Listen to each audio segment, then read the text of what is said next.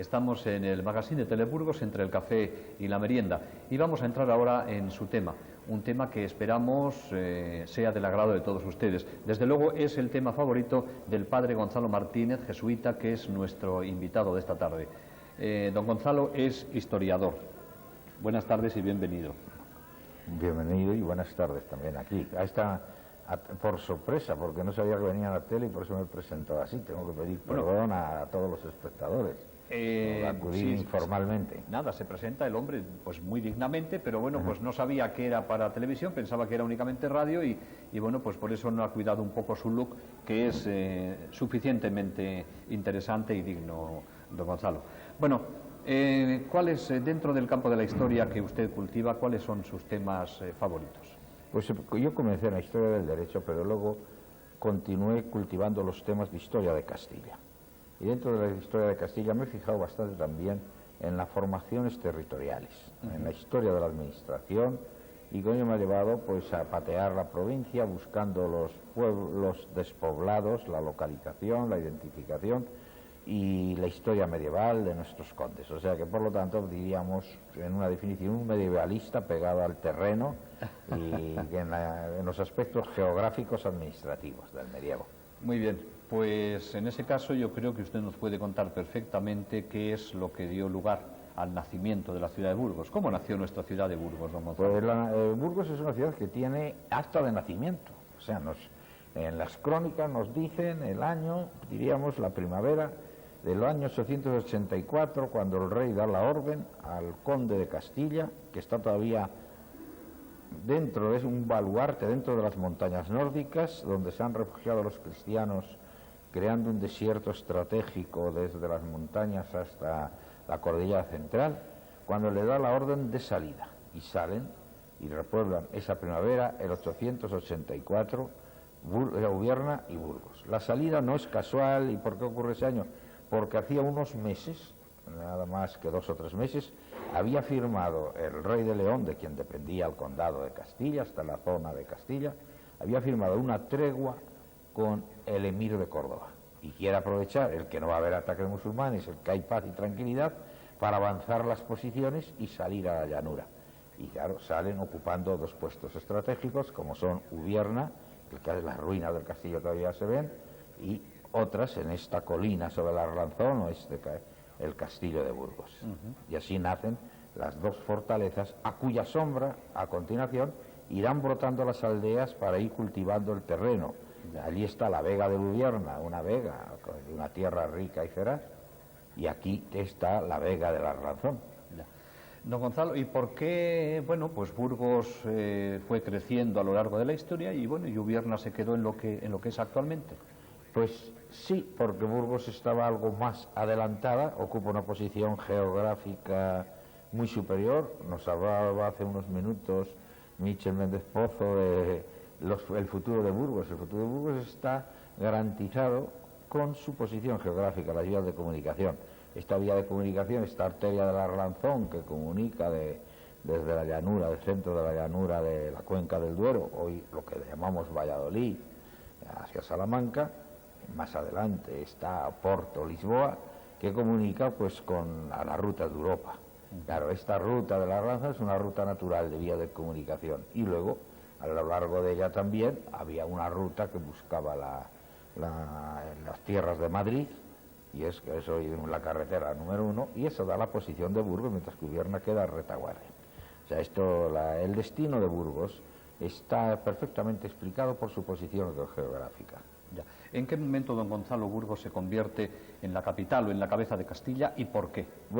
Primero, cuando hablamos de Castilla, Castilla son realidades muy distintas en cada momento. Hay una primera Castilla. Antes de nacer Burgos ya existía Castilla. He hablado del conde de Castilla. Luego Castilla era un rincón, un pequeño rincón metido al otro lado de las montañas, donde ha nacido el nombre y donde ha nacido Castilla. La cuna de Castilla es Medina, de Río Seco, Villarcayo, esa llanada.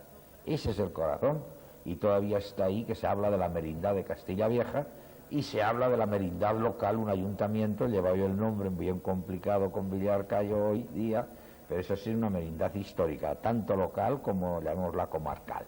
Esa es la Castilla primera del Rincón. Los condes de Castilla son los que salen a repoblar la llanura. Ya. Y al repoblar esta llanura se van extendiendo en un corto espacio. El 900 están en Lerma, el 912 en el Duero y el 930 se ha alcanzado la cordillera por Aillón, Aza. Entonces, la retaguardia castellana llegaba hasta el Cantábrico. Todas las tierras que hoy se dicen cántabras eran la más pura Castilla y originaria Castilla. Entonces, el centro geográfico entre el norte y el sur del condado, entre el este y el oeste, es Burgos. Y eso hace que Burgos pase a ser la capital del condado. Y ese condado se va a llamar el nombre de Castilla. Por lo tanto, ahora el condado de Castilla van a ser las tierras llanas de Burgos, las tierras de Lerma, las tierras de Aranda y las tierras de Sepúlveda o las tierras. Ese es el condado de Castilla. Que el condado de Castilla siempre vive en el Reino de León. Hay una historia mitificada de la independencia del condado de Castilla en Fernán González y en sus descendientes. Yo lo niego. Como historiador creo que hay pruebas de la siempre dependencia del rey de León. Ahora bien, hay un momento en que el Reino de León se divide en dos, Castilla-León, y ahora surge el Reino de Castilla. Y de nuevo Burgos va a ser la capital de ese reino. El Reino de Castilla no coincide las fronteras con el condado, puesto que en el reino desde el primer día están las tierras hoy palentinas y vallisoletanas, son Reino de Castilla del día que nace. Es otro concepto distinto. Y hay un cuarto concepto más avanzado, cuando se reúnen los reinos de León y de Castilla tras 70 años de una separación efímera, 70 años no son nada en la historia, y se extienden por Toledo, por La Mancha, por Extremadura y por Andalucía. Esa será la corona de Castilla. Y castellanos son, por lo tanto, de la corona de Castilla, lo mismo los nacidos en Bayona de Vigo, que los de Cartagena, que los del Puerto Santa María, que Fuenterrabía. Es el gran concepto, la corona de Castilla. Ya Burgos, en ese momento, ya no es la capital de la corona. No hay ninguna capital.